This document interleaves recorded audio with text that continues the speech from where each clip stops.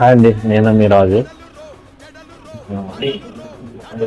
కేరళలో ఏ హోటల్కి వెళ్ళినా మన జనసేన గ్లాస్తో కాఫీ కానీ టీ కానీ ఇస్తారు. ఎందుకంటే ఇక్కడ ప్లాస్టిక్ చాలా తక్కువ యూజ్ చేస్తారు. అందువల్ల ఇలా గాజు గ్లాస్తో కాఫీ, టీ, వాటర్ కూడా ఇస్తారు. ఏదైనా హోటల్లో మనకి వామ్ వాటర్ కూడా ఇస్తారు, హాట్ వాటర్. హెల్త్ విషయంలో చాలా కేరింగ్గా తీసుకొని హైజీనిక్గా చేస్తారు. చాలా బాగా నచ్చింది.